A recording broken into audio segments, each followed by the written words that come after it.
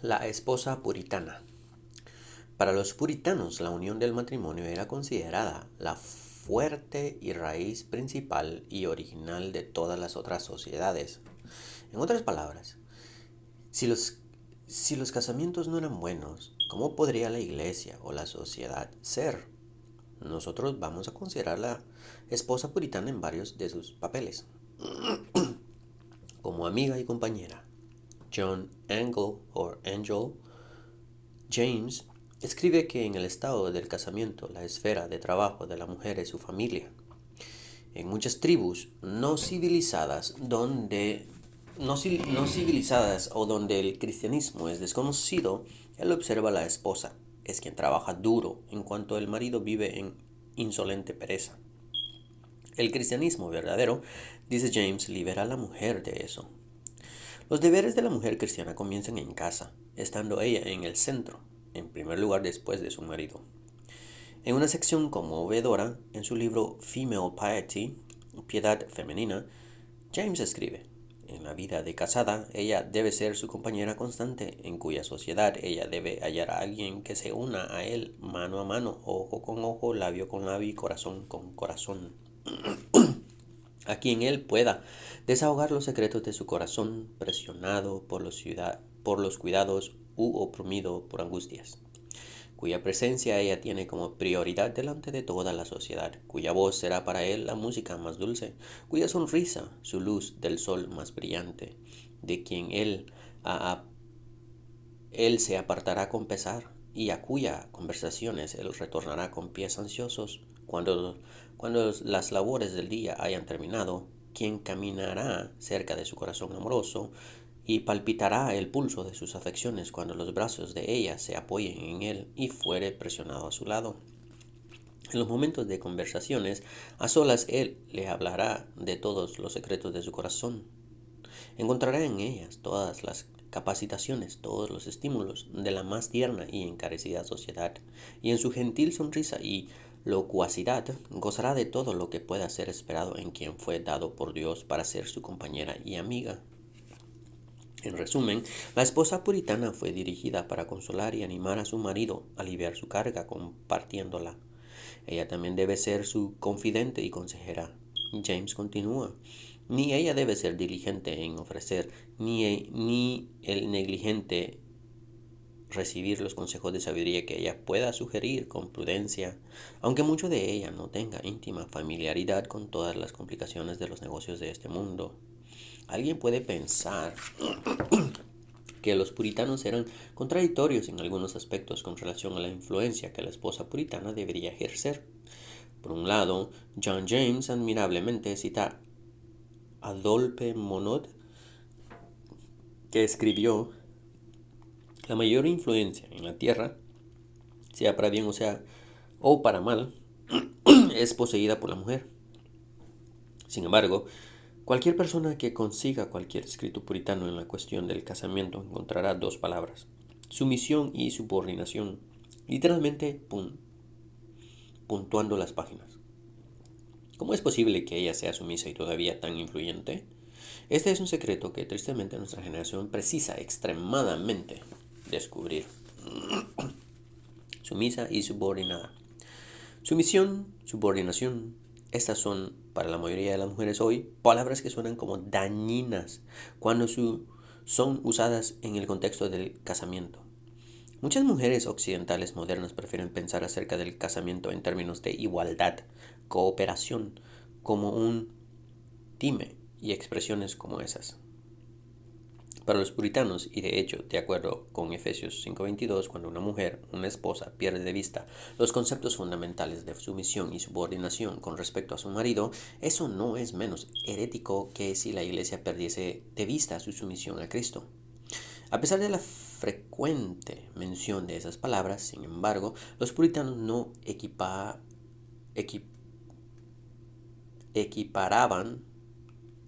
sumisión a la servidumbre. Una mujer, haciendo como Dios la designó para ser, era considerada un bien poderoso para cualquier marido, familia y nación. Es una mujer que conocía la alegría de hacer la voluntad de Dios. no comete errores.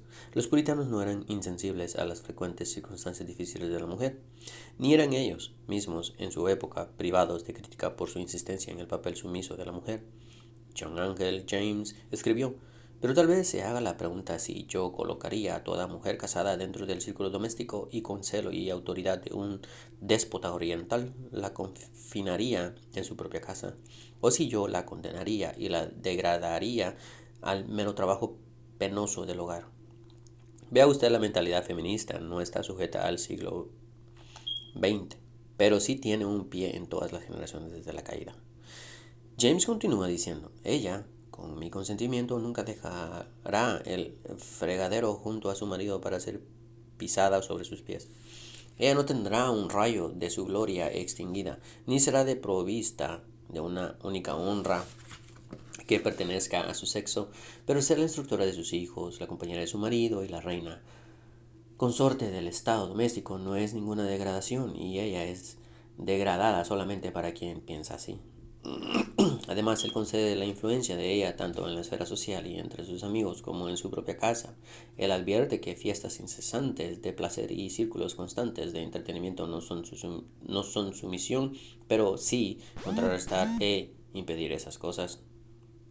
No se debe olvidar que la porción del hombre puritano en la vida era frecuentemente de monotonía, dificultad y sacrificio. La vida era simplemente difícil para toda la familia. Me gustaría encontrar nuevamente la brillante cita de J.I. Packer al respecto, pero el núcleo de la cuestión era que los puritanos no hacían siempre cosas extraordinarias de forma excelente, pero la fuerza de ellos era que, por la gracia de Dios, ellos hacían cosas ordinarias de modo excelente. Benjamin Morgan Palmer escribe: al asumir la relación de esposa, una mujer se rinde mucho, pero ahora es una rendición. Él continúa diciendo que ella era ciertamente más independiente antes del casamiento, pero voluntariamente abre la mano de esa independencia a favor de las ventajas del casamiento, más de lo que era la recompensador por su pérdida. Él escribe: comparando los dos, ella deliberadamente escoge ser menos libre a fin de ser más feliz, y por eso ella se somete, lejos de ser deshonrada en su subordinación. Esa es por toda la vida una consagración consciente de sí a la condición de su elección. En adición a eso, Palmer escribe: la sumisión de ella es, por tanto, una fuente de honra. Ella no es humillada con eso, más exaltada. No es un sacrificio ni compensación. Ella abre su mano de independencia, pero adquiere control. Ella encuentra una satisfacción llena de descanso en adherir su confianza, apoyándola en una estructura más fuerte que la suya propia. Palmer continúa diciendo que, pero ahora ella gana responsabilidad y autoridad al guiar su hogar. Ella no es sobrecargada normalmente a cargar el peso sola. Si sus hijos fuesen educados de forma apropiada, a su subordinación como esposa será más que compensada cuando ella fuera elevada a la supremacía de reina como madre, consoladora y compañera íntima. La esposa puritana ideal no era ningún sargento entrenador o estoica. Ella tampoco era una sirvienta o alguien condenado a llevar siempre delantal. Esos son todos estereotipos impuestos a los puritanos por historiadores ignorantes. Considere estas citas de los propios puritanos. La esposa es un orden para el hombre, como una pequeña Zoar, una ciudad de refugio donde huir en todos sus problemas, y no hay ninguna paz comparable a ella, a no ser la paz de conciencia. Una buena esposa siendo la mejor compañera en la fortuna, la más adecuada en la pronta asistencia en el trabajo, el mayor confort en las tribulaciones y pesares, y la mayor gracia y honra que puede haber para quien la poseyó. Es escribir misericordia, tener una amiga fiel que ama enteramente, a quien usted puede abrir su mente y comunicar sus asuntos. Y es recibir misericordia, tener tan cerca una amiga que sea auxiliadora de su alma al incitar en usted la gracia de Dios. Dios, quien instituyó el casamiento, dio la esposa al marido para ser no una sierva, pero sí su auxiliadora, consejera y consoladora. Richard Baxter, escribiendo sobre los deberes del marido y de la esposa, nos da una mirada de primera mano dentro del corazón de las relaciones matrimoniales puritanas. Amar enteramente uno al otro, y por eso escoger una que sea verdaderamente amable y evitar todas las cosas que tiendan a sofocar su amor. 2. Morar juntos, disfrutar unos del otro y fielmente se unan ayudándose en la educación de sus hijos, en el gobierno de la familia y en la administración de los negocios seculares. 3. Especialmente ayúdense mutuamente en la salvación uno de otro. estimular uno al otro a la fe, el amor, a la obediencia de buenas obras, advertir y ayudar uno al otro contra el pecado y todas las tentaciones. Únanse en culto a Dios, en familia y en privado. Preparar uno al otro para acercarse a la muerte y conforte uno al otro con la esperanza de la vida eterna. 4. Evitar todas las disensiones, soportar unidos aquellas enfermedades que no pueden tener cura en uno o en el otro, calmar y no provocar pasiones incontrolables y en cosas legítimas agradar, satisfacer uno al otro. 5. Preservar la castidad y fidelidad conyugal, evitar toda conducta inadecuada e inmodesta en relación a otro que pueda incitar celos, que sea injusto. 6. Ayudar el uno al otro a soportar sus cargas y no tornarlos mayores con la impaciencia. En la pobreza, tribulaciones, dolencias, peligros, confortar y apoyar uno al otro. Y sean compañeros deleitables en amor santo, en esperanza y deberes celestiales, cuando todas las otras comodidades falten. Sus deberes.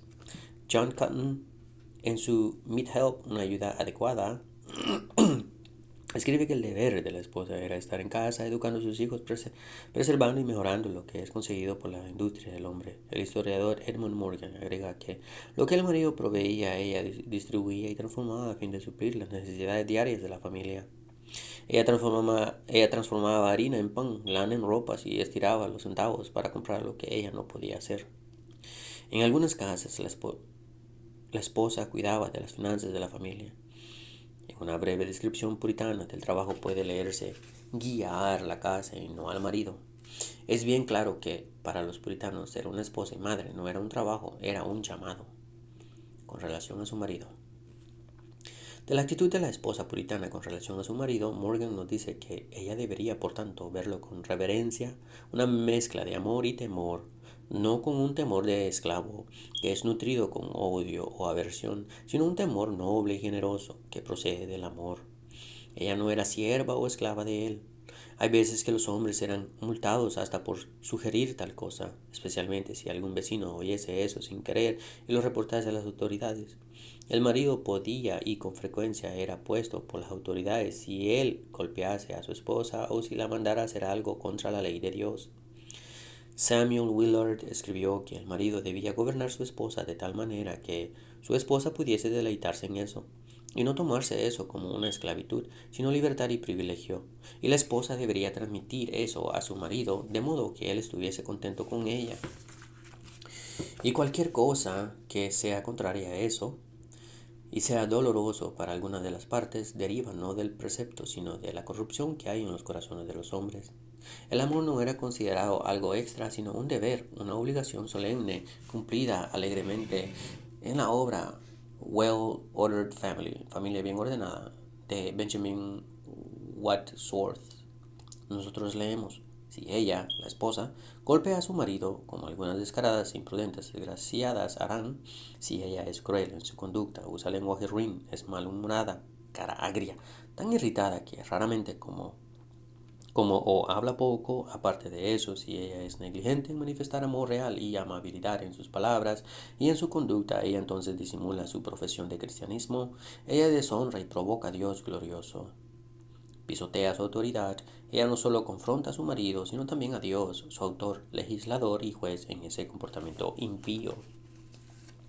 La estabilidad del casamiento. Los puritanos tomaban cuidados para preservar los casamientos y mantener a las personas casadas juntas. Frecuentemente, hasta las mismas cortes judiciales sentían que este era su deber paternal. A una mujer, por ejemplo, fue dicho por la corte que ella tendría que permanecer en Boston y debería volver a su casa y a su marido. Si una esposa abandonaba a su marido o viceversa, ella debería esperar una multa y el hombre multas y tal vez azotes severos. Si un hombre o una mujer viniese a Massachusetts sin su marido o esposa, ellos podrían después descubrir que su permanencia sería cortada por la corte, a menos que ellos pudiesen probar que estaban en negocios temporales o preparando un lugar para su cónyuge anticipadamente. Si un cónyuge viniese solo de Inglaterra, él o ella sería embarcado de vuelta en el barco siguiente. Cónyuges que huyesen si fuesen encontrados eran frecuentemente forzados a volver para su casa y el matrimonio sería mantenido juntos, encerrados, hasta que las dificultades sean admisiblemente resueltas. Las leyes no solo enfocaban que continuasen conviviendo, sino que procuraban que eso fuese hecho de forma pacífica. Cada uno era prohibido por la ley de pegar o usar lenguaje agresivo. La ley se involucraría y hasta emitiría multas si ellos encontrasen un hombre o señora manteniendo lo que el magistrado considerasen una compañía muy frecuente con otra persona que no fuese el cónyuge. En la Nueva Inglaterra, el adulterio se tomó muy seriamente y condenado severamente. Las cadenas variaban de multas a azotes, estigmatizar o uso de una gran letra A, e incluso ejecuciones simbólicas, aunque raramente ejecuciones reales. Nuestro gobierno hoy no tiene un papel de esta misma manera tan típica en preservar el casamiento, cuanto más entonces los miembros individuales en la congregación deberían estar tomando este papel en promover casamientos fuertes y estables. Nosotros no estamos defendiendo que las personas sean entrometidas, pero sí que sean con un sentido de deber y amor cristiano. Amor. Aunque ahora haya énfasis en la necesidad del amor en un matrimonio, también en nuestra forma de casamiento, los casados eran advertidos contra el amor no moderado. Es triste que en nuestros días muchos cónyuges reclaman por más amor de sus parejas. Para los puritanos, si alguien apreciaba a su marido o esposa de forma muy elevada, era desarmar el orden de la creación y descender a la idolatría.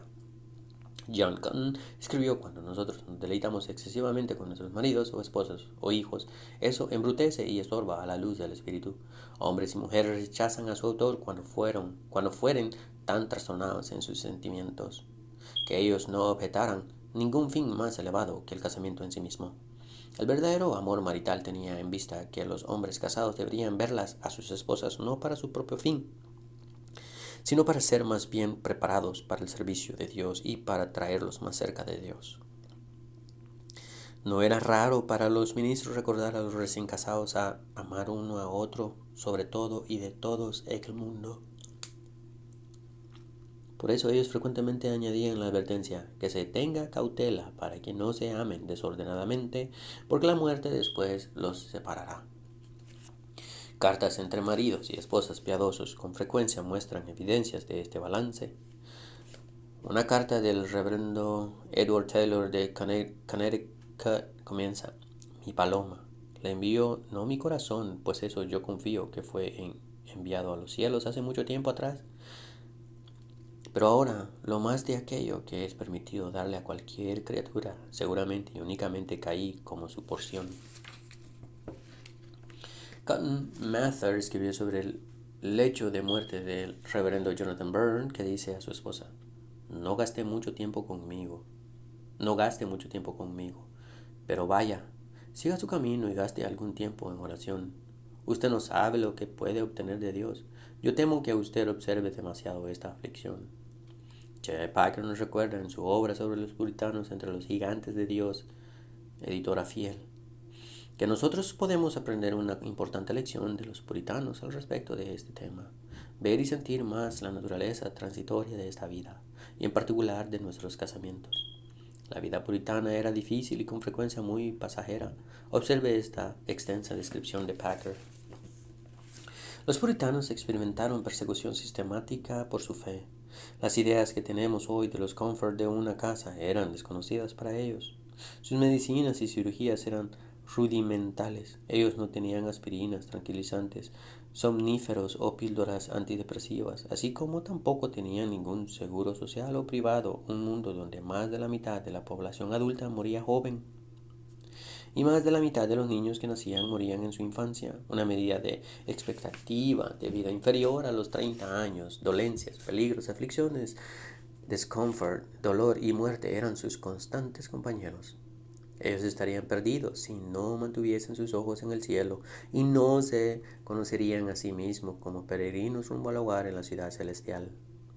La conciencia de los puritanos de que en medio de la vida nosotros estamos en la muerte, apenas a un paso de la eternidad, les dio una profunda seriedad, calma, aunque apasionada, con respecto a los negocios de la vida que los cristianos en el mundo occidental de hoy, opulento, mimado, materialista, raramente se conseguían igualar.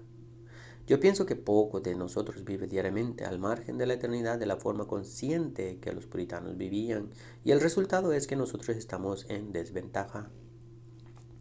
Ellos tenían un realismo en la materia de hecho, con el cual ellos se preparaban para la muerte, como si siempre se encontrasen, como por decir, del mal orden, prontos para ir, calculando así.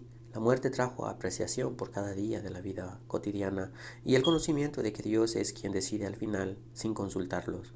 Cuando su trabajo en la tierra estuviese terminado, trajo energía para el próximo trabajo en cuanto ellos ahora les era dado tiempo para conseguir en él.